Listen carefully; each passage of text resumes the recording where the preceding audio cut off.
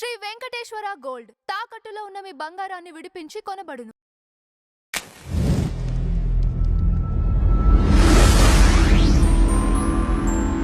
నమస్తే అండి, welcome to tree media devotion. Last time ఇప్పుడు నా ఎదురుగా ఉన్న పర్సన్తో ఒక వీడియో చేయటం జరిగిందండి. ఆ వీడియో కింద రకరకాల కామెంట్స్ విత్ ప్రూఫ్స్తో కావాలని, లేదంటే ఆయన చెప్పినవి అవాస్తవాలని, ఇద్దరు కలిసి యాక్టింగ్ చేస్తున్నారని చాలా రకాల కామెంట్స్ పెట్టారు. సో ఈ వీడియోతో ఆయన చేసిన వ్యాఖ్యలు అలానే కొన్ని ప్రూఫ్స్తో సహా మీకు ఆన్సర్ ఇవ్వటం జరుగుతుంది. నమస్తే రమేష్ గారు. నమస్తే మేడం. చూసుకున్నారా వీడియో? చూసా మేడం. వీడియో వీడియో కింద కామెంట్స్ చదివారా? నేను అదే వీడియో కంటే ఎక్కువ కామెంట్స్ ఎక్కువ చదివాను మేడం. ఓకే, ఏమనిపించింది అవన్నీ చదివాక? ఫస్ట్ బాధ అనిపించింది, తర్వాత జాలి అనిపించింది.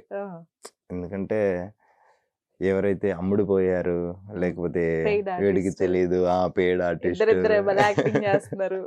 టు బి ఫ్రాంక్ చెప్పాలంటే మేడం, సిన్సియర్గా చెప్తున్నాను, నన్ను ఎవ్వరు కూడా ప్రలోభ పెట్టలేదు. అంటే ఇప్పుడు ఏదో స్టార్ట్ చేశారు గర్వాపసి ఇట్లాంటివన్నీ అంటారు కదా, నన్ను ఎవ్వరు కూడా ఫోన్ చేయలేదు, ఎవ్వరు కూడా నన్ను రమ్మలేదు, ఏ హిందూ కూడా నా దగ్గరికి రాలేదు.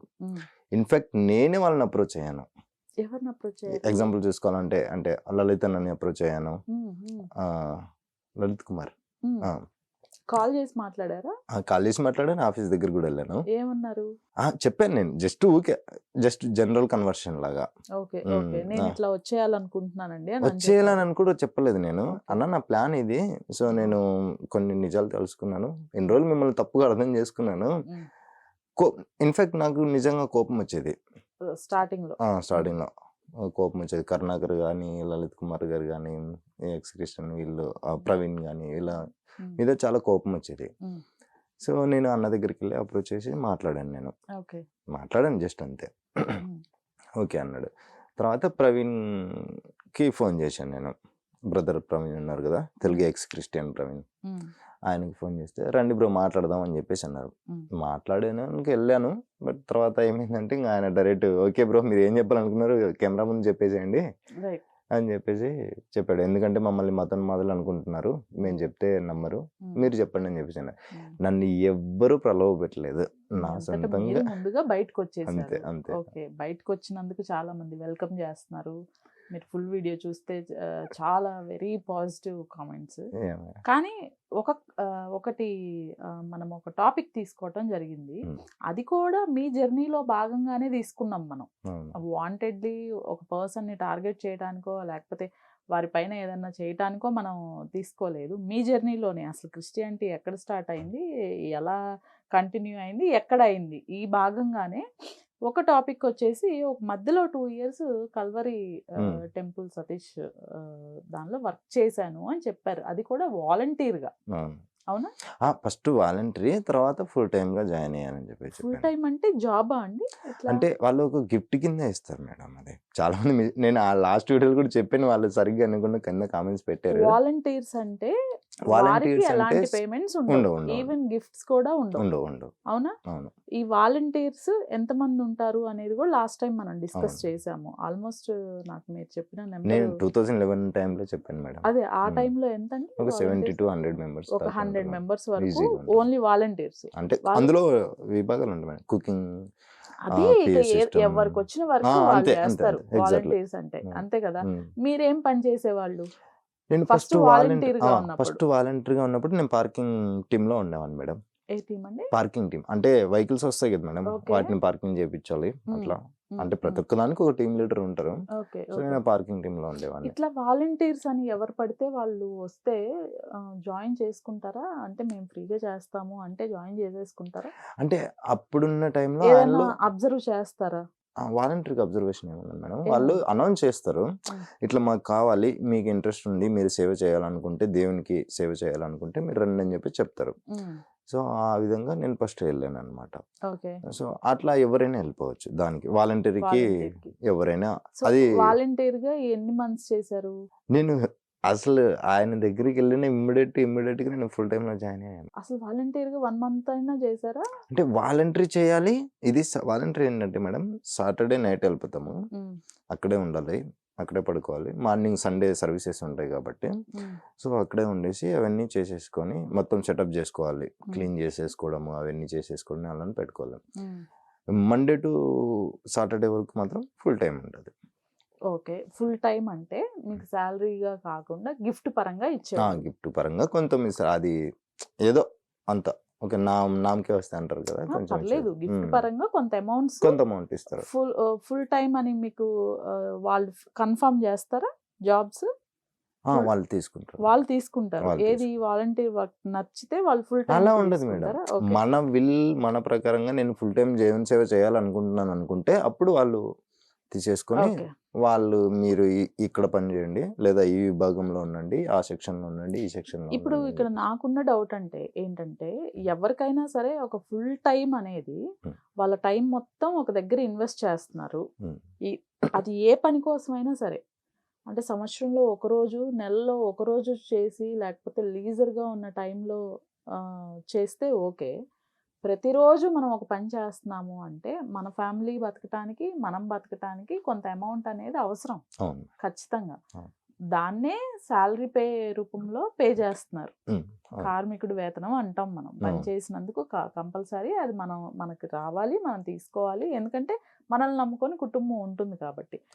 మరి ఫుల్ టైం మీరు చేస్తున్నప్పుడు గిఫ్ట్ అంటున్నారు కదా, గిఫ్ట్ రూపంలో అది ఒక్కొక్కరికి ఒక్కొక్కలా వస్తుందా? అందరికి ఒకేలా ఇస్తారా? అసలు ఎంత ఉంటుందో ఆ గిఫ్ట్ కవర్ లో? యాక్చువల్ అది నాది మీకు తెలియదు, మీది నాకు తెలియదు. మనం ఒక విభాగంలో ఉన్నా కూడా ఆ ఎన్వలప్ లో పెట్టేసి ఇచ్చేస్తారు.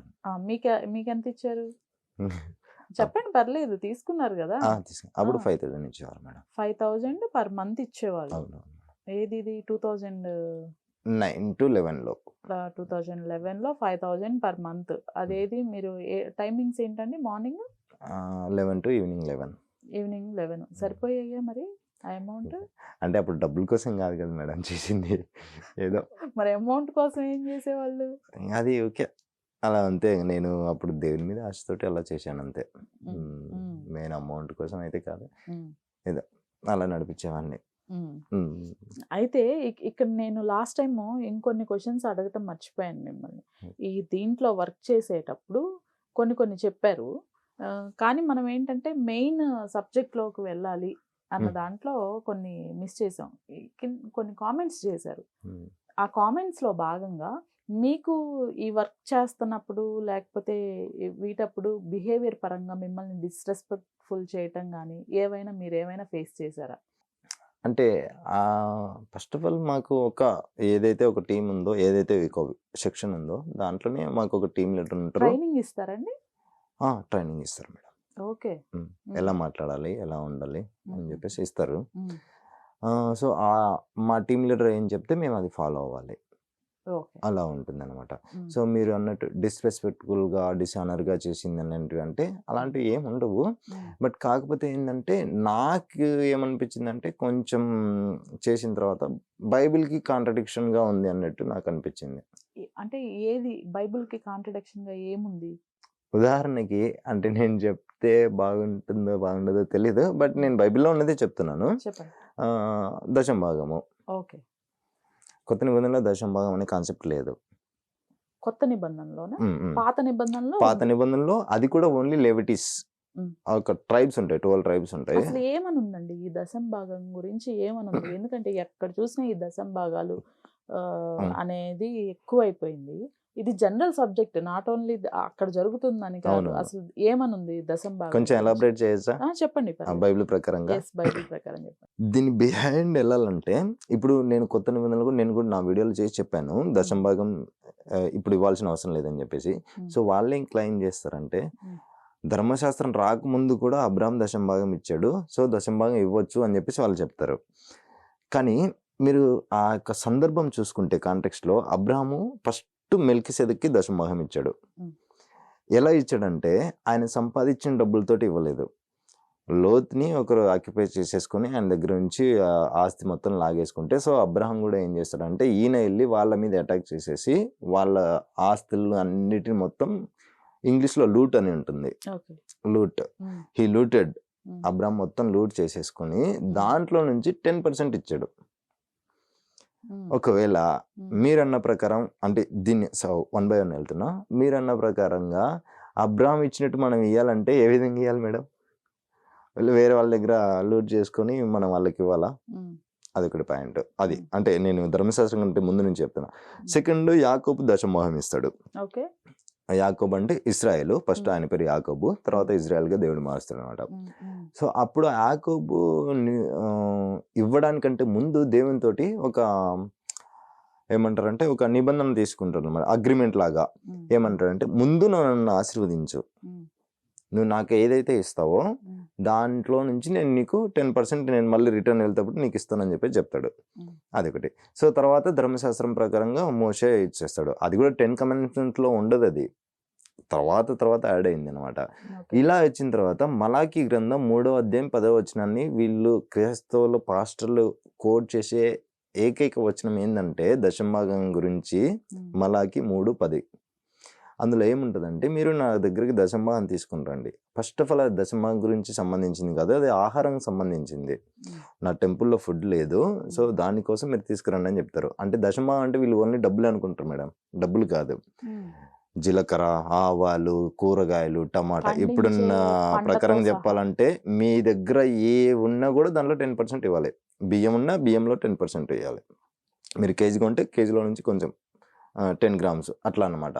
సో అలా అయ్యాలి, అది కోట్ చేస్తారు. సో అక్కడ దాన్ని మొత్తం చదివితే ఏముంటుందంటే, మీరు తీసుకొచ్చి అప్పుడు మీరు నన్ను శోధించండి, నేను ఆకాశపు వాకిట్లను ఇప్పేసి మీకు పట్టుదాలనంత విస్తారంతో మిమ్మల్ని ఆశీర్వదిస్తానని చెప్పేసి చెప్తాడు. ఎవరిని ఆశీర్వదిస్తాడు? ఎవరైతే దశంభాగం తీసుకొస్తారో వాళ్ళని ఆకాశపు వాకిట్లను ఇప్పేసి ఆశీర్వదిస్తా అన్నాడు. మీరు ఇక్కడ చూసుకోండి, ఏ చర్చి పాస్టర్లో అయినా ఎక్కడైనా ఎనీ చర్చ్లో ఇప్పుడు దశంభాగం నేను ఇచ్చాను, నేను విశ్వాసం. దేవుడు నాకు ప్రామిస్ చేశాడా, పాస్టర్కి ప్రామిస్ చేశాడా? నాకు చేశాడు. నువ్వు ఇచ్చే నేను నిన్ను ఆశీర్వదిస్తా అన్నాడు. కానీ ఇక్కడ చూసుకుంటే మొత్తం రివర్స్ అవుతుంది. పాస్టర్లు రిచ్ అవుతూ ఉన్నారు కానీ విశ్వాసులు మాత్రం అక్కడే ఉంటున్నారు. అదే ఇప్పుడు మీరు దశంభాగాలు ఇస్తే పాస్టర్ని దేవుడు ఆశీర్వదిస్తున్నారు, అట్లా అయిపోయింది. అది ఎగ్జాక్ట్లీ. కానీ అది కూడా వాక్య ప్రకారం లేదు కదా మేడం, బైబిల్ ప్రకారంగా అది కూడా కరెక్ట్ కాదు కదా. ఓకే. అంటే మీరు ఇక్కడ వర్క్ చేస్తున్నప్పుడు ఎక్కువగా ఈ దశంభాగాల కాన్సెప్ట్ అనేది మీకు నచ్చలేదు, కరెక్ట్? అదొకటి. ఇంకోటి లా అండ్ గ్రేస్ అనేది 2 ఉంటాయి మేడం. లా అండ్ గ్రేస్, ధర్మశాస్త్రము, కృప అనేది ఉంటుంది. సో అన్న ఏంటంటే ఎక్కువ ధర్మశాస్త్రాన్ని ఎక్కువ బోధిస్తూ ఉంటాడు. అండ్ ఆయన బుక్ షెల్ఫ్లలో, బుక్ స్టాల్లో కూడా 10 ఆజ్ఞలు పాటిస్తా, 10 ఆజ్ఞలు ఫ్రేమ్స్ అవి పెట్టేసి అమ్మేసి అలాంటివి ఉండేటి అనమాట. కానీ కొత్త నిబంధన ప్రకారం చూస్తే ధర్మశాస్త్రాన్ని దేవుడు కొట్టివేశాడు.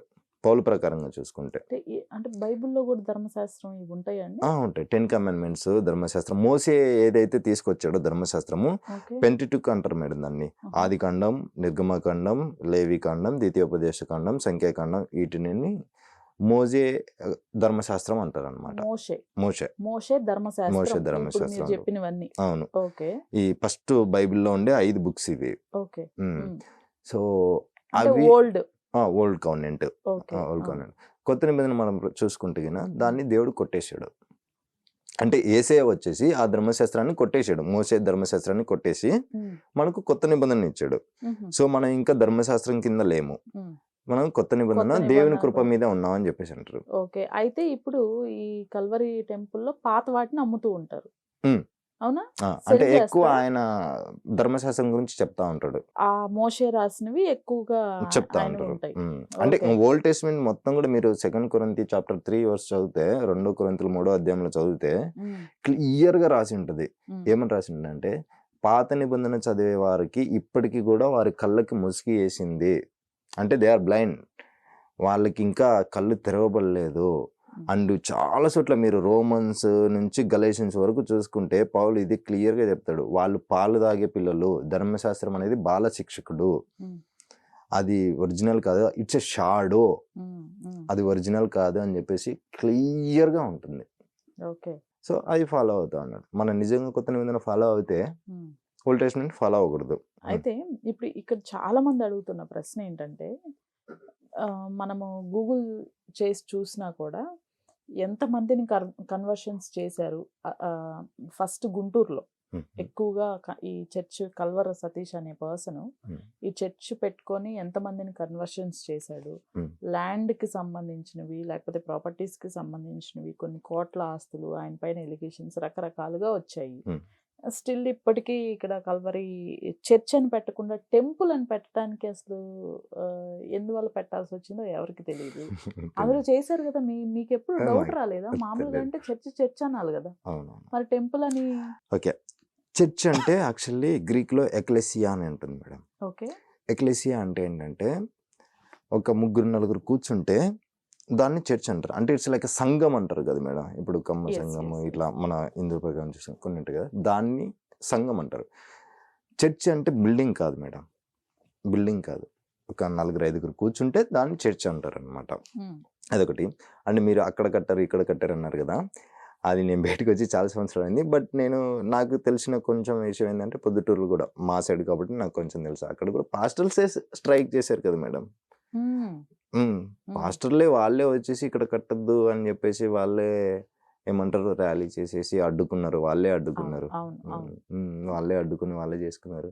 అండ్ డిజిటల్ వద్దు మేము వాళ్ళు అంటే నేను విన్న ప్రకారం నాకు తెలిసిన ప్రకారం ఏంటంటే చాలామంది చిన్న పాస్టర్లు ఈయన వల్ల పాపం ఇబ్బందులు పడ్డారు అన్నట్టు నాకు తెలిసింది జరిగింది. సో అందుకని వాళ్ళు ఎన్నో ఆపారు కొన్ని ఏరియాస్ లో. అవునా, నాకు తెలియదు మేడం. అంతేనా? అంటే ఇప్పుడు మీరు అన్నారు కదా చర్చ్ కట్టకుండా అడ్డుకోవటం, అది జరిగాయి. అవి ఆపారు.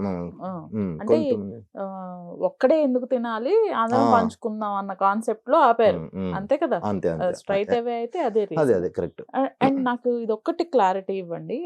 ఇప్పుడు అక్కడ దశంభాగాలు అడగటం లేకపోతే రకరకాల వేరే బిజినెస్లు, ఇప్పుడు బుక్స్ అమ్ముకోవటం వేరే ఇంకొకటి జరగటం ఓకే. దానితో పాటు ఎవరైనా సరే అంటే ఇప్పుడు ఒక హెల్త్ ప్రాబ్లం వచ్చింది ప్రేయర్ చేయండి అని వస్తే ప్రేయర్ ఆయిల్ ఇవ్వటము లేకపోతే సంథింగ్ ఇంకేవైనా ఏదో రాయటము లేకపోతే ఇది చేస్తే తగ్గిపోతుంది వాటర్లో ముంచటము ఇట్లాంటివి ఏవైనా జరిగేవా?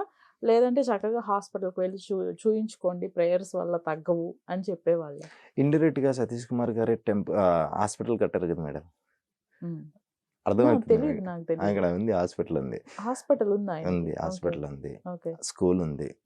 రీసెంట్ గా నేను ఓన్ స్కూల్ కూడా ఉందా? కలవ టెంపుల్ స్కూల్ ఉంది మేడం, ఫేమస్. బస్సులు కూడా వస్తూ ఉంటాయి మా ఏరియాలకి. రీసెంట్ గా నేను మా ఫ్రెండ్ వాళ్ళ పాపని జాయిన్ చేయించడానికి అని చెప్పేసి వాడు అదే చర్చికి వెళ్తాడు. సో రారా వెళ్దాం మాట్లాడదాం అంటే సరే అని చెప్పేసి వెళ్ళాం. వెళ్ళి అక్కడ మాట్లాడాం మేము. ఆ కార్పొరేట్ కంటే చాలా హై కాస్ట్లీ ఉంది స్కూల్. ఫీజు అవన్నీ ఫ్రీ కాదు మేడం. ఫ్రీ అయితే ఓకే వీళ్ళు అక్సెప్ట్, ఫ్రీ అంటే ఓకే సేవ్ చేస్తున్నాడు అని చెప్పేసి అనుకోవచ్చు. మీకు హాస్పిటల్ ఫ్రీ లేదు. ఇన్ఫాక్ట్ మీరు అక్కడికి వెళ్ళండి మేడం, అక్కడ బ్యానర్లు ఉన్నాయి విత్ ప్రూఫ్. నేను అబద్ధం చెప్పట్లేదు. అక్కడ ఏముంటుంది క్లియర్ గా, ఇగో ఈ టెస్టులు అన్ని మీకు ఆఫర్ తోటి వస్తున్నాయి, అంత అవుతాయి కానీ మేము మీకు ఇంకా ఆఫర్ తోటి ఇస్తున్నాం అని చెప్పేసి అక్కడ బ్యానర్ పెడతారు మేడం. అండ్ నెక్స్ట్ స్కూల్కి వెళ్తే వాడు షాక్ అయిపోయి అరే బాబు వద్దురు బాబు నేను బయట నుంచి జాయిన్ చేయించుకుంటా ఇంతగానో మన కడతాను బాబు అని చెప్పేసి వాడు వచ్చేసాడు. వాడు ఆ చర్చికి వెళ్తాడు, ఇప్పటికి వెళ్తున్నాడు. అంటే బయట సిబిఎస్ఈ బోర్డ్స్ అన్ని లాక్స్ లో ఉన్నాయి అనుకోండి ఫీజులు, అక్కడ ఎంత ఉంది? ఎంత ఫీజు చెప్పారు మీకు? మా ఫ్రెండ్ గారు మాట్లాడాడు అని పాపకి, బట్ చాలా ఎక్కువనే ఉంది. ఓన్లీ ట్రాన్స్పోర్ట్ కే చాలా ఎక్కువ ఉంది. ఫిగర్ గుర్తులేదు, థౌజండ్స్ లోనే ఉంది మొత్తం. ఓన్లీ ట్రాన్స్పోర్ట్స్ కి థౌజండ్స్ లో. అది స్కూల్ వేరు, నేను ట్రాన్స్పోర్ట్ గురించి చెప్తున్నాను. ట్రాన్స్పోర్ట్స్ కి వేలల్లో ఉంది, 20,000 ఎంతనో ఉంది, 30,000 ఎంతనో ఉంది. ఎక్కడ 1 కిలోమీటర్ రేడియస్ దగ్గర మా దానికి దీనికి ఒక 3 కిలోమీటర్స్ ఉంటుంది అంతే ఒకటే. అలా ఉన్నాయి. వాడు వద్దులేరు బాబు అని చెప్పేసి వెళ్ళిపోయాడు. సో స్కూల్స్ అన్ని ఓన్ గా ఉన్నాయి కానీ బట్ వాటన్నిటికీ ఈవెన్ ఆ చర్చికి వెళ్ళే వాళ్ళైనా సరే ఆ కమ్యూనిటీ వాళ్ళైనా సరే పే చేయాల్సిందే. దశంభాగాలు ఇవ్వాల్సిందే, ఇవి ఇవ్వాల్సిందే. అండ్ వన్ ఫైనల్ డౌట్, ఈ దశంభాగం అనే వాళ్ళు రిచ్ పర్సన్స్ ఇస్తే ఓకే సరే, వాళ్ళకు ఉంది, వాళ్ళ దానిలో ఒక 10% ఇచ్చినా నో ప్రాబ్లం, వీళ్ళని ఇంకొకరిని బాగు చేస్తున్నారు వాళ్ళతో పాటు, ఇట్స్ ఓకే నో ప్రాబ్లం, వాళ్ళకి ఏమి ఉండదు.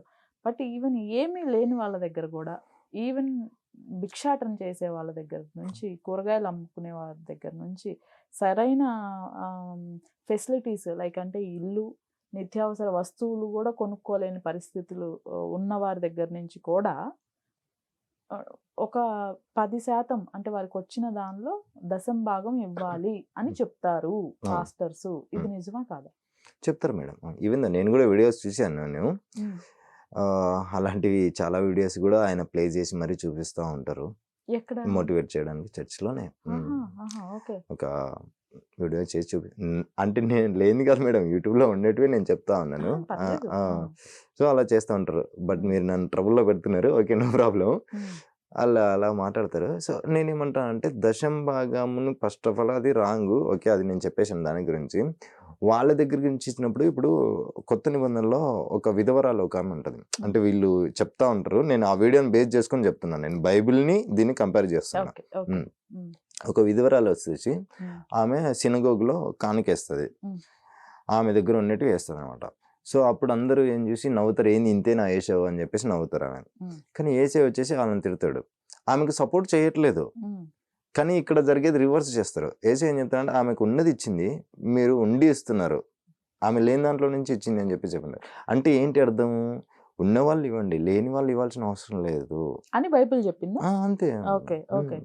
అది మరి చెప్పరా? అది చెప్తే డబ్బులు ఎలా వస్తాయి మేడం? ఓకే, మరి వీళ్ళు ఏం చెప్తారు? వీళ్ళు ఎలాంటి మోటివేషనల్ వీడియోస్ ప్లే చేస్తుంటారు? చెప్పే కదా మేడం, మలాకి 3:10 దాన్నే బేస్ చేసుకుని చెప్తా ఉంటారు. మలాకి 3:10 అందులో ఏముంటుంది? అదే మీరు దశంభాగం తీసుకొస్తే దేవుడు ఆకాశ వాక్యం ఇప్పించేసి మీ పంటని అది మొత్తం కూడా డబ్బుల గురించి కాదు మేడం, అది పంట గురించి ఉంటుంది, ఆహారం గురించి ఉంటుంది. కానీ దాన్ని మిస్ఇంటర్ప్రిట్ చేసేసి వీళ్ళు ఇలా చెప్తా ఉంటారు. అంతే. అంతే. అది కూడా కరెక్ట్ కాదు. వాళ్ళు కోట్ చేసింది కూడా కరెక్ట్ కాదు. వాళ్ళు మిస్ఇంటర్ప్రిటేషన్ చేస్తా ఉన్నారు. అంతే. ఇప్పుడు మీరు ఆల్మోస్ట్ 30 years అబోవ్ ఉన్నారు క్రిస్టియానిటీలో. అండ్ దీనిలో ఒక 2 years వర్క్ చేశారు. ఈ జర్నీలో భాగంగా రకరకాలు చేసి ఉంటారు. బ్రదర్ గా కూడా వర్క్ చేశారు. స్టేజ్ పైన వాక్యం చెప్పేవాడిని, వాక్యం చెప్పడం చూసాను, పాటలు పాడటం చూసాను. ఇప్పుడు మీకు ఇంకా ప్రూఫ్ కావాలంటే ఆయనతో చెప్పేయాలి ఇక్కడ నేను.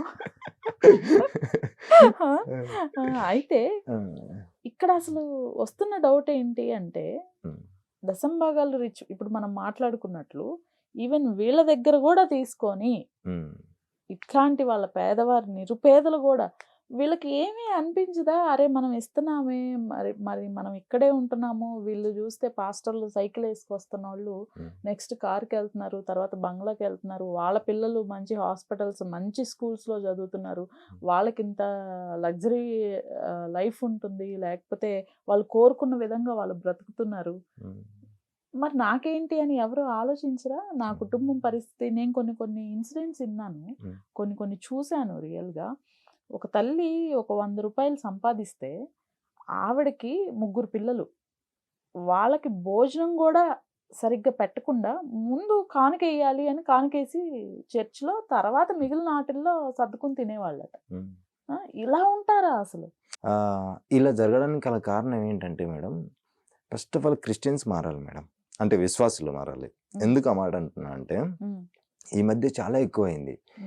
పాస్టర్స్ని దేవునితో సమానంగా చూస్తూ ఉన్నారు.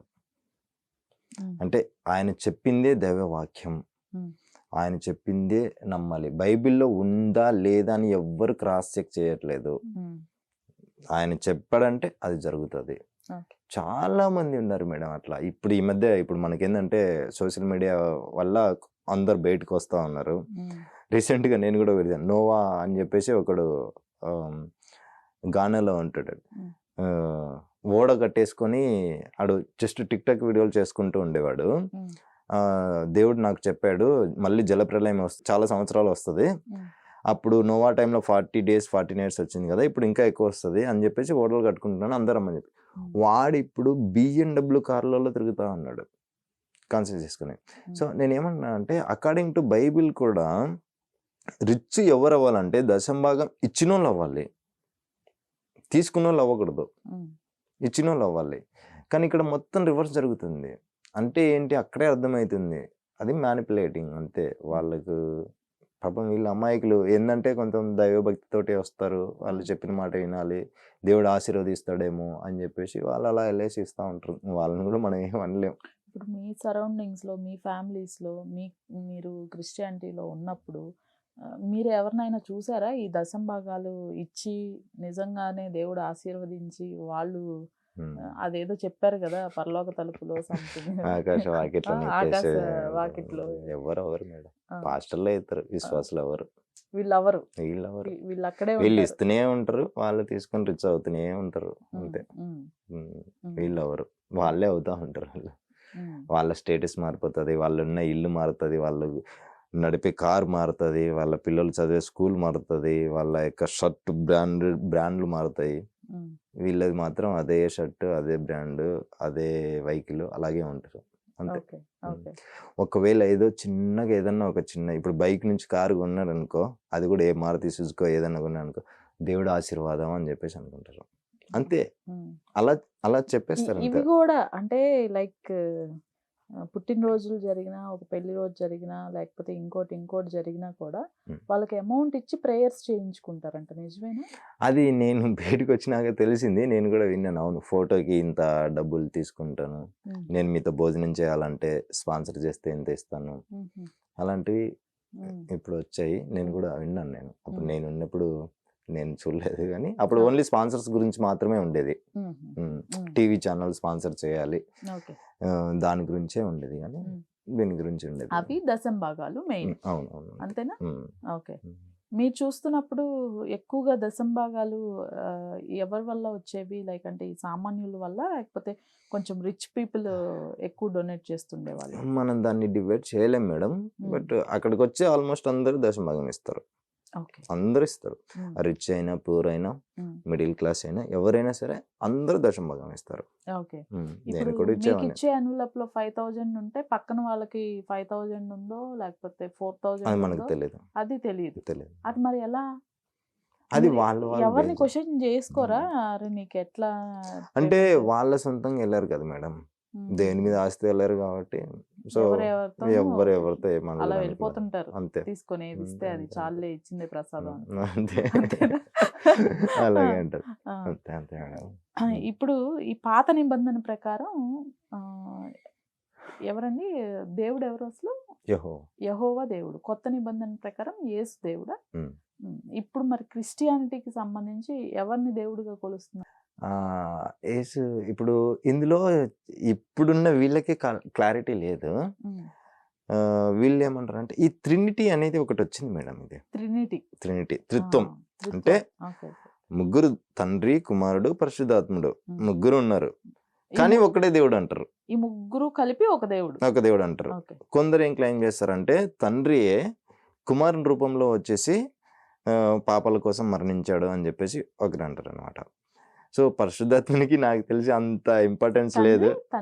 తండ్రినే కుమారునిగా వచ్చి ఆయన మన పాపాల కోసం మరణించాడు, ఆయనే యేసుక్రీస్తు అని చెప్పేసి చెప్తారు. సో అప్పుడు ఒక్కరే అని చెప్పేసి చెప్తారు. కానీ బైబిల్ ప్రకారంగా కూడా ట్రినిటీ అనేది ఎప్పుడంటే 4th centuryలో అనుకుంటా, 4th centuryలో ఈ ట్రినిటీ డాక్ట్రిన్ అనేది బయటకు వచ్చింది. ఇవన్నీ పోస్ట్ బైబిలికల్ డాక్ట్రిన్స్ ఇవన్నీ కూడా. తండ్రి కిందికి వస్తే మరి కింద చాలా డౌట్స్ ఉన్నాయిలే, ఇంకా అవన్నీ మనం ఎక్స్ప్లెనేషన్ చేయాలంటే ట్రినిటీ గురించి వాళ్ళకే ఎక్స్ప్లెనేషన్ ఇవ్వడానికి రాదు, వాళ్ళే చేయలేరు కూడా. ఒకరు పరిశుద్ధాత్మ నమ్ముతారు, ఒకరు యేసుక్రీస్తే దేవుడు అంటారు. ఇప్పుడు తండ్రి కుమారుడు ఒకళ్ళే అన్నారు, తండ్రే మళ్ళీ కుమారుడుగా వచ్చారు. నేను ఇదే క్వశ్చన్ మీకు తెలియదు, నేను అడుగుతాను క్రిస్టియన్స్. ఒకవేళ తండ్రి అయితే యేసుక్రీస్తుగా వస్తే కుమారుడు దేవునికి ప్రేయర్ చేశాడు అండ్ ఆయన పరిశుద్ధాత్మ ద్వారా పుట్టాడు, కానీ బైబిల్ ఏం చెప్తుంది? దేవుడు ఆత్మయే ఉన్నాడు అని చెప్పేసి అంటుంది. అండ్ క్లియర్లీ ఐజాయా 45లో చెప్తాడు, there is no behind me any god అని చెప్పేసి అంటాడు, ఐఎమ్ ద ఓన్లీ గాడ్ అని చెప్పేసి అంటాడు. కానీ వీళ్ళు ఏమంటారు అంటే ఈయన ఆది నుంచే ఉన్నాడు, అంటే సృష్టి పుట్టించిన దగ్గర నుంచి దేవుని దగ్గర ఉన్నాడు, నా కుడిపార్శ్వన కూర్చున్నాడు అని చెప్పేసి అలా చెప్తా ఉంటారు అనమాట. వాళ్ళ బైబిల్ ప్రకారంగానే ఇట్స్ కాంట్రడిక్షన్ చాలా ఉన్నాయి. సో ట్రినిటీ అనేది వీళ్ళు తర్వాతే తీసుకొచ్చారన్నమాట. వాళ్ళు దాంట్లో ఉన్నాయి ఈ థియాలజియల్స్ స్కాలర్స్ వీళ్ళు ఇలా రాసింది కదా అని అడుగుతా ఉంటే, సరే ఓకే కొత్త డాక్టర్ని తయారు చేసేసి ఇలా చెప్పేద్దాం అని చెప్పేసి అలా చేసినట్టుగా. బైబిల్ ప్రకారంగా యెహోవా యేసు కాకుండా వీళ్ళిద్దరికి కాకుండా ఇంకెవరినైనా పూజిస్తారా?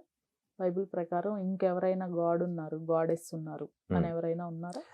అదే మేడం. యాక్చువల్లీ పాత నిబంధన ప్రకారంగా చూసుకుంటే, ఈ మోనోథిజం అనేది స్టార్ట్ అయింది ఐజాయా నుంచి స్టార్ట్ అయింది. ఎప్పుడైతే బబులోనియన్ ఎగ్జైల్ అయిందో అప్పటి నుంచి ఈ మోనోథిజం స్టార్ట్ అయింది. అంతకుముందు మీరు చూసుకుంటే వీళ్ళు కూడా వేరే దేవుళ్ళను పూజించేవాళ్ళు, వేరే దేవుళ్ళకి బలిపించే. ఇన్ఫ్యాక్ట్ సాలమోను ఫస్ట్ టెంపుల్ కట్టించింది సాలమోను. ఆ సాలమోనే ఆ టెంపుల్కి ఎదురుగా ఆషేర్ అనే దేవత ఉంటుంది, ఆమెకు గుడి కట్టించేసి అక్కడ బలులు అర్పించేవాడు. ఓకే. యాక్చువల్లీ ఇది ఎలా ఉంటుందంటే చాలా నెగిటివ్ ఉంటుంది, డైజెస్ట్ చేసుకోలేరు క్రిస్టియన్స్. బట్ వీడు ఏదో వీడికి తెలియదు అలా అనుకుంటారు. ఆశ్చర్య దేవత యెహోవా వైఫ్ లాగా కూడా చెప్తారు. అలా ఉంటుంది అనమాట. అండ్ సోఫియా అని చెప్పేసి ఇలా చాలా మంది ఉన్నారు. ఇన్ఫ్యాక్ట్ మీరు సెకండ్ కింగ్స్లో ఒక సెకండ్ కింగ్ చాప్టర్ 3లో ఒక సందర్భం ఉంటుంది, సారీ జడ్జెస్లో ఉంటుంది ఒకటి. ఏముంటుందంటే వీళ్ళు ఒక దగ్గరికి యుద్ధానికి వెళ్తారు అనమాట. నేను లాస్ట్ టైం వీడియోలో డిటియోనమీ చాప్టర్ 32:8 గురించి చెప్తే అందరు దేవుళ్ళు ఉన్నారంటే ఏంట్రా పిచ్చోడా నీకు తెలియదు అని చెప్పేసి అన్నారు. వాళ్ళకి ఒక ఏరియాకి ఒక దేవుడు ఉండేవాళ్ళు మేడం. కామేష్ అనే ఒక దేవత వీళ్ళు యుద్ధానికి వెళ్ళినప్పుడు ఆయన బలిస్తే వీళ్ళు భయపడి ఓడిపోయి పారిపోయేసి వచ్చారు ఇజ్రాయెల్లో. అంటే దేవుళ్ళకి కాంపిటీషన్ ఉండేది అక్కడ. అది వాళ్ళు గొడవలు పట్టుకునే వాళ్ళు. ఇది నా దేవుడు. జడ్జెస్ 11లో కూడా ఏముంటుందంటే క్లియర్గా ఆయన లెటర్ రాస్తాడు. జెప్తా అనే అతను లెటర్ రాసి ఏం చెప్తాడంటే మీ దేవుడు మీకు ఇచ్చిన దాంట్లో మీరు ఉండండి, మా దేవుడు మాకు ఇచ్చింది మాకు ఇవ్వండి అని చెప్పేసి అంటున్నాడు. అంటే ఏంటి అర్థం? ఉంది, డివైడ్ ఉంది కదా, మన ఏరియాకి ఒక దేవుడు ఉన్నట్టే కదా. సో నేను 32:8లో చెప్పింది బైబిల్ యేసు పుట్టింది ఎక్కడండి? ఏ కంట్రీ? బెత్లెహేమ్ అనే ఒక ఊర్లో ఇజ్రాయెల్లో పుట్టారు. బట్ అక్కడ ప్రజలు ఎవరు కూడా ఈయన్ని ఆరాధించరట, ఎవరు కూడా క్రిస్టియానిటీలో ఉండరట. ఎందుకు? చాలా రాగా మాట్లాడుతున్నా మేడం నేను. ఓకే. ఇప్పుడు ఏమంటారంటే యేసయ్య పుట్టకపోతే మరి అక్కడ టెంపుల్ ఎక్కడ ఉంది? బెత్లెహేమ్లో టెంపుల్ ఉంది, ఆయన చనిపోయిన గోల్గొతా దగ్గర ఒక టెంపుల్ కట్టారు, ఇవన్నీ ఆయన సమాధి ఓపెన్ గా ఉంది, ఇవన్నీ ఎవిడెన్స్ ఉన్నాయి కదా అని చెప్పేసి వాళ్ళు అంటారు. వాళ్ళకి ఒక చిన్న క్వశ్చన్ ఏంటంటే, ఇప్పుడు నేను స్పైడర్ మ్యాన్ నమ్ముతాను ఎందుకంటే న్యూయార్క్ ఉంది, సూపర్ మ్యాన్ నమ్ముతాను, అండ్ హ్యారీ పాటర్కి ఏదో ఒక ప్లేస్ ఉంది, అది రియల్గా గేట్ కూడా ఉంది అక్కడ, వాళ్ళు ట్రైన్లో వెళ్ళిపోయే దాంట్లో గురించి అని చెప్పేసి నమ్ముతా. ఇది టూర్ ట్రాప్ మేడం. ఇజ్రాయెల్కి టూర్ మీద ఎక్కువ పైసలు వస్తాయి. సో అది ఒక టూర్ ట్రాప్ కింద చేశారు. అండ్ నెక్స్ట్ థింగ్, జ్యూస్ ఎందుకు నమ్మారంటే వాళ్ళు ప్రాఫెసీని చూస్తారు. జ్యూస్ ఏం చేస్తారంటే చాలా మంది ఫస్ట్ సెంచరీలో నేనే మెస్సే అని చెప్పేసి క్లైమ్ చేసిన వాళ్ళు ఉన్నారు. సో కాబట్టి నేనే మెస్సే అని చెప్పేసి చెప్తే వాళ్ళు నమ్మడానికి వాళ్ళు ఏం చెక్ చేస్తారంటే ముందు బైబిల్ తనక్ ఓపెన్ చేస్తారు. వాళ్ళ బైబిల్ తనక్ ఓపెన్ చేసేసి ప్రాఫెసీస్ ఏంటి, మెస్సే అనే పదం చాలా చోట్ల వాడబడింది. హా మెస్సయాక్ అని ఉంటుంది హీబ్రూలో. హా మెస్సయాక్ అంటే ఏంటంటే ది మెస్సయా అని. దానికి సంబంధించిన ప్రాఫెసీస్ చాలా తక్కువ ఉంటాయి. అంటే ఎవరైతే వస్తారని చెప్పిన దానికి ప్రాఫెసీస్ ఉన్నాయి దాంట్లో. కానీ మెస్సయాక్ అనే వాళ్ళని మీరు లెవిటీస్ని అంటారు, రాజులను అంటారు, ప్రీస్టులు అంటారు, వీళ్ళందరినీ కూడా మెస్సయాక్ అని చెప్పేసి అంటారు. ఈ హా మెస్సయాక్ అని ఎవరు అని మనం తెలుసుకోవాలంటే ప్రాఫెసీస్ చూడాలి. ఆయన ఎక్కడ పుడతాడు, ఏం చేస్తాడు, ఒక జాబ్ కార్డ్ లాగా మేడం.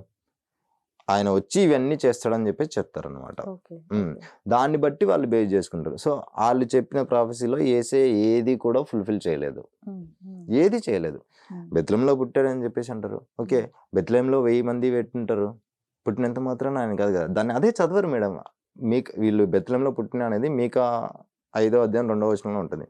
అక్కడ మాత్రమే చదివేసి ఎందుకు ఆపేస్తారు? ఆ లైన్ మాత్రమే కిందకి రండి, 5 వచనాలు చదవండి. అక్కడే ఆయన పుట్టి ఏం చేస్తాడని చెప్పేసి ఉంది. అది ఏం చేయలేదు. ఆయన ఏం చేస్తాడు, he will be the ruler. అందరు నేషన్స్ అందరినీ ఏమంటారు యుద్ధం చేసేసి గెలుస్తాడు. He will be the security to Israel అని చెప్పేసి చెప్తాడు. రూలర్ అంటే ఏంటి madam? And he come from David line అని చెప్పేసి అంటారు. డేవిడ్ ఏ విధంగా అయితే ఏలాడో రాజ్యాన్ని, ఆయన లైన్లో నుంచి వచ్చేసి దావీద్ లాగానే ఈయన కూడా రాజ్యాన్ని ఏలుతాడు అని చెప్పేసి అంటాడు. ఆయన పీస్ తీసుకొస్తాడు దేశానికి అని చెప్పేసి అంటాడు. ఇన్ఫ్యాక్ట్ ఏమైందంటే ఆయన పీస్ తీసుకురాలేదు. 60 to 70 మధ్యలో ఈ రివోల్ట్ జరిగినప్పుడు ఇజ్రాయెల్ రోమన్స్ ఎంపైర్ మీద వాళ్ళు రివర్స్ వెళ్ళినప్పుడు ఉన్న టెంపుల్ని కూల్చేశారు, కాల్ చేశారు, లక్షల మంది ఇజ్రాయెల్ని చంపేశారు. మరి పీస్ ఎక్కడ తీసుకొచ్చారు? ఆయన గేదర్ చేయకుండా వీళ్ళే ఇంకా పారిపోయారు. అక్కడ టెంపుల్ కట్టాలి కానీ ఉన్న టెంపుల్ కూల్చేశారు. అక్కడ సమాధానం తీసుకురావాలి కానీ యుద్ధాలు వచ్చేసి వాళ్ళు యుద్ధాలు జరిగాయి.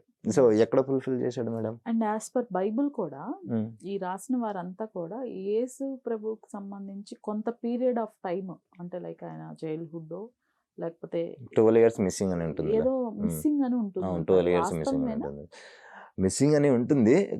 అది మన హిస్టరీ ప్రకారం తెలియదు కానీ, బట్ కొంతమంది ఏం చేస్తారంటే లూకాసు వార్తలో ఉన్న దాన్ని కోట్ చేసి ఆయన ప్రతి వారము సబ్బాత్కి వెళ్ళేసి సినగోకి వెళ్ళేసి అక్కడ పాల్గొని ఆయన జ్ఞానం సంపాదించుకుంటున్నాను అని చెప్పేసి అని ఉంటుంది. దాన్ని కోట్ చేసి చెప్తారు. అలా చెప్తారు. బట్ అది అంటే మొత్తం రాయలేదు. ఫుల్ఫిల్ చైల్డ్హుడ్ అయితే లేదు, మిస్ అయింది. అది మిస్ అయింది. యేసు ప్రభు చైల్డ్హుడ్ 12 years మిస్ తెలియదు అయింది. అసలు. 12 years మిస్ Okay. అయింది. ఆ తర్వాత వస్తారు మళ్ళీ. 30 years లో ఆయన మినిస్ట్రీ స్టార్ట్ చేస్తారు. 3.5 years మినిస్ట్రీ చేస్తాడు అనమాట. ఎప్పుడు 30 years ఉంది. ఆయనకు 30 ఏళ్ళు ఉన్నప్పుడు. ఇన్ఫాక్ట్ మీరు ఎప్పుడైనా ఏసై ఫోటో చూసారా మేడం? లేదండి, ఏ- నేను చూడలేదు. మామూలుగా ఫోటోలో ఎక్కడెక్కడ అవి చూసాను. ఎట్లా ఉంటాడు? మొత్తం Full అంతా hair hair, పెట్టుకొని. 30 years మేడం, నా 36. నేను ఎలా ఉన్నాను? ఉమ్, 30 years లో ముసలోళ్ళలాగా ఫేర్ చేసి, అంటే ఆ ఏజ్ కి ఆ ఫేస్ కి ఏమైనా సెట్ అవుతుందా మేడం? ఉమ్, ఉమ్, 30 years అంటే యంగ్ బాయ్, కానీ మనం వీడియోలలో ఫోటోలలో చూస్తారు ఆయన ఏదో ముసలోళ్ళలాగా ఏజ్ లాగా ఇవన్నీ తీసి పోర్ట్రేట్ చేసి పెట్టేస్తా ఉంటారు అనమాట. ఉమ్, ఉమ్. కొంతమంది మిత్ అని కూడా అంటారు. బట్ దాని గురించి కూడా మాట్లాడిన తర్వాత మాట్లాడుతుంటారు. Jesus, there is no historical evidence for Jesus. Historical ఎవిడెన్సే లేదు అసలు లేదు, లేదు. జీసస్ కి. ఉమ్. And మీరు ద గ్రేట్ అలెగ్జాండర్ గురించి ఉంది, ఈజిప్టియన్స్ గురించి ఉంది, వాళ్ళ గురించి ఉంది, జీసస్ గురించి లేదు. Historical evidence no, there is no evidence. అట్లనే వాళ్ళ యాజ్ పర్ బైబులే but you are putting in trouble madam. వాళ్ళ ఈ క్వశ్చన్ తో ఆపేద్దాం. వాళ్ళ మదర్ ని కూడా అమ్మ అని పిలవలేదు అని చెప్తుంటారు. ఇన్ఫాక్ట్ మార్క్స్ వార్తలో వాళ్ళ పేరెంట్స్ ఏసైని ఫాలో అవుతున్నాడు, వీడికి పిచ్చి పట్టింది అని చెప్పేసి తీసుకుని వెళ్ళి లోపల కట్టేయడానికి ప్రయత్నం చేస్తారు మార్క్ ని. ఏసైని. ఆహా, మార్క్స్ వార్తలో అలా రాయబడింది అనమాట. Okay. ఏసైని వాళ్ళ పేరెంట్స్ వాళ్ళ బ్రదర్సే ఓకే. ఈ పిచ్చి పట్టింది అని చెప్పేసి తీసుకెళ్లి లోపలికి వెళ్ళి అంటే కట్టేయాలని ఎవరు చేస్తారు. మరియమ్మ గారు మరియమ్మ వాళ్ళ బ్రదర్స్ ఆహా. వాళ్ళ బ్రదర్స్ అది అలా చేయాలని చూస్తారు. Okay. ఎందుకు చేస్తారు? ఇప్పుడు నిజంగా మరియమ్మకే ఫస్ట్ దేవదూత చెప్పింది, గాబ్రియల్ దూత వచ్చి ఏం చెప్తుంది, నీ పరిశుద్ధాత్ముడు వచ్చేసి నీ గర్భణ కుమారుని కంటాడు, ఆయన రక్షకుడు, వీళ్ళని కాపాడతాడు అని చెప్పేసి చెప్పారు. ఉమ్, సో మీకు ఒక మాట చెప్పినప్పుడు మీ కడుపులో పుట్టిన వాళ్ళకంటే మీకు ఎక్కువ కాన్ఫిడెంట్, ఎక్కువ ఫెయిత్ ఉండాలి. ఎందుకంటే ఏసైతే దేవుడు మాట్లాడలేదు కదా, మీతో మాట్లాడు, అప్పుడు నువ్వు ఇంకా నమ్మాలి కదా. ఉమ్, మీరు నమ్మకుండా ఉమ్, మీరే తీసుకెళ్తున్నారంటే అక్కడ ఏంటి మేడం, అది పోర్ట్రేట్ చేస్తున్నట్టే కదా ఓకే. ఏసైగా. అర్థమైంది నాకు సరిగ్గా క్లారిటీ చెప్పానో లేదో. ఎస్, అంటే మీ పాయింట్ ఏంటంటే దేవదూతే వచ్చి మరియమ్మకి చెప్పినప్పుడు ఉమ్, మీ కడుపులో దేవుడు కుమారుడు పుట్టబోతున్నాడు అని చెప్పినప్పుడు ఉమ్, ఆవిడ ఇంకా నమ్మకంతో ఉండాలి, కానీ ఉమ్. ఆవిడే తన సొంత కుమారుణ్ణి నువ్వు పిచ్చోడు అని చెప్పేసి తీసుకెళ్లి తీసుకెళ్ళాలి. బంధించడానికి ట్రై చేయటం ఏంటని అడుగుతున్నారు. ఎగ్జాక్ట్లీ అవునా? ఓకే. ఉమ్, ఉమ్. ఈయన ఎప్పుడు కూడా అమ్మ అని పిలవలేదట, నిజమేనా? అవును, అసలు అమ్మ అని పిలవలేదు. అవును. ఏమని పిలిచేవాళ్ళు మరి? ఆమె గురించి చాలా తక్కువగా ఉంది. ఒక 3-4 times ఏమో ఉంటుంది. లాస్ట్ ఒకటి సిలువ వేసేటప్పుడు, ఒకటి వైన్ యోహాన్స్ పడుతుంది పెళ్లిలో వైన్ చేసేటప్పుడు, ఉమ్, అలాంటిప్పుడే ఉంటుంది. లాస్ట్లో సిలువ వేసేటప్పుడు ఇగో యోహానికి నువ్వు చూసుకో ఈమెని ఇక నుంచి అని చెప్పేసి అప్పగించింది, అంతవరకే ఉంటుంది అంతే. కానీ నాస్టిక్ గాస్పెల్స్లో చాలా క్లియర్గా ఉంటుంది మేడం ఏసై గురించి. ఉమ్, నాస్టిజం అంటే యాక్చువల్లీ నాస్టిజం అంటేనే నాలెడ్జ్ అని అర్థము. ఉమ్. సో వాళ్ళు చాలా క్లియర్గా చెప్తారు ఏసై గురించి, ఈ మరియమ్మ గురించి. అంటే వాళ్ళు ఏంటంటే స్పిరిచువల్గా దాన్ని తీసేసుకొని అలా చెప్తా ఉంటారు అనమాట. అట్లా Okay. ఉంటుంది. ఆల్రైట్ రమేష్ గారు, అంటే బైబిల్ గురించి దానిలో ఉండే వాక్యాల గురించి కొంతమంది కొన్ని బుక్స్ కూడా రాయటం జరిగింది. మ్హూ. వాటిపైన అలానే మీకున్న బైబిల్ నాలెడ్జ్ పైన ఖచ్చితంగా క్లియర్గా ఒక వీడియో చేద్దాము. మ్హూ. ఇప్పుడు ప్రస్తుతం మ్. ఎవరికైతే డౌట్స్ ఉన్నాయో వారికి మీరు ప్రీవియస్ చేసిన మ్. ఆ ఫొటోస్ వాటితో సహా నేను ఈ వీడియో రిలీజ్ చేస్తాను. అప్పటికి కూడా ఇలాంటి కామెంట్స్ వస్తే మ్. ఇక మనం ఏం చేయలేం. ఇన్ఫ్యాక్ట్ అంటే వాళ్ళది తప్పు లేదు మేడం, ఉమ్, అంధభక్తి అంటారు కదా. సో నేను వాళ్ళ మీద నాకేం కోపం లేదు మేడం. ఉమ్, ఎందుకంటే ఫస్ట్ బాధపడ్డానులే కానీ అవి చూస్తే, ఎందుకంటే నాకు ఇవన్నీ ఫస్ట్ టైం అవన్నీ నెగిటివ్ Experience ఎక్స్పీరియన్స్ అన్ని రీసెంట్గా స్టార్ట్ చేసింది. ఉమ్, పాపం బైబిల్ తెలియదు మేడం, వాళ్ళు బైబిల్ చదవరు, బైబిల్ తెలియదు, డీప్గా వెళ్ళరు. నేనేమంటా అంటే మేడం, అంటే చాలా మంది క్వశ్చన్ కూడా చేశారు, ఒక్క నిమిషం నేను ఎలాబరేట్ చేస్తాను మేడం. సో ఏంటంటే నేను ఒక బిల్డింగ్ కన్స్ట్రక్షన్ అవుతుంది, నేను అందులో చీఫ్ ఇంజనీర్గా నేను పనిచేశాను. సో ఆ బిల్డింగ్లో ఏది ఎక్కడ వాడారు, ఏ మెటీరియల్ వాడారు, ఏది అని చెప్పేసి ఏ వుడ్ వాడారు అనేది నాకు తెలుసు. సో నేను దాని గురించి మాత్రమే మాట్లాడతాను, పక్క బిల్డింగ్ గురించి నేను మాట్లాడలేను, నాకు అవసరం లేదు. అండ్ ఆ బిల్డింగ్ గురించి అది ఇల్లీగల్ అని నాకు తెలిసిన తర్వాత, అది ఇప్పుడు మన ఎగ్జాంపుల్ హైడ్రా అని వచ్చింది కదా, సో ఆ ప్లేస్లో కట్టారు, ఆ డాక్యుమెంట్స్ అన్నీ ఇల్లీగల్గా ఉన్నాయని చెప్పేసి నేను వచ్చి బయటికి చెప్తా ఉన్నాను. వేరే వాళ్ళు మీరు వెళ్ళకండి, రేపొద్దున ప్రాబ్లం అవుతుంది, అది కూలిపోవచ్చు, లేకపోతే ఇంకోటి ఏదైనా జరగవచ్చు, కూల్ చేయొచ్చు, ఇలా అని చెప్పేసి నేను దాని గురించి ఎక్స్ప్లెనేషన్ చేస్తున్నాను. సో నాకు తెలిసింది చెప్తున్నాను కానీ నేను తెలియదు నేనేం చెప్పట్లేదు. అండ్ ఇంకొకటి ఏదో అడిగారు మేడం దీంట్లోనే, ఫస్ట్ పాయింట్ బుక్ గురించి చెప్పారు కదా. నేను నా సొంతంగా నేను బుక్ రాస్తున్నాను, ఒకటి రాస్తున్నాను, ఆల్రెడీ స్టార్ట్ అయింది. సో అందుకే నా వీడియోలు కొంచెం లేట్ అవుతా ఉన్నాయి. నేను బుక్ రాస్తున్నాను. ఇది బుక్ రాస్తే ఇంకెంత ఫేస్ చేయాలో నాకు ఇప్పుడే దీనికి అది చాలా అంటే బైబిల్లో ఉన్నదే, లేనిదైతే కాదు, ప్రాఫెసీస్ గురించే రాస్తున్నాను. సో అది త్వరలో అవుతుంది. దానికి కూడా మీకు ఆల్ ది బెస్ట్. తప్పకుండా కలుద్దాం ఆ బుక్ రిలీజ్ అయింది. మళ్ళీ ఇక్కడే రిలీజ్ చేద్దాము, మళ్ళీ తర్వాత తిట్లు తినాలి కామెంట్లో. ఆల్రైట్, వీటిని ఇప్పుడు ఈ వీడియో రిలీజ్ చేశాక చూద్దాం ఎలా ఉంటుంది, రెస్పాన్స్ ఎలా ఉంటుంది. బట్ మీరైతే ఆ బుక్ కంప్లీట్ చేయండి సక్సెస్ఫుల్ గా, తప్పకుండా మళ్ళీ మిమ్మల్ని కలుద్దాం. క్లియర్ గా డీటెయిల్ గా ఎక్స్ప్లెనేషన్ విత్ రెఫరెన్స్ తో సహా ఉంటుంది. థ్యాంక్ యూ అండి. Thank you madam. నమస్తే.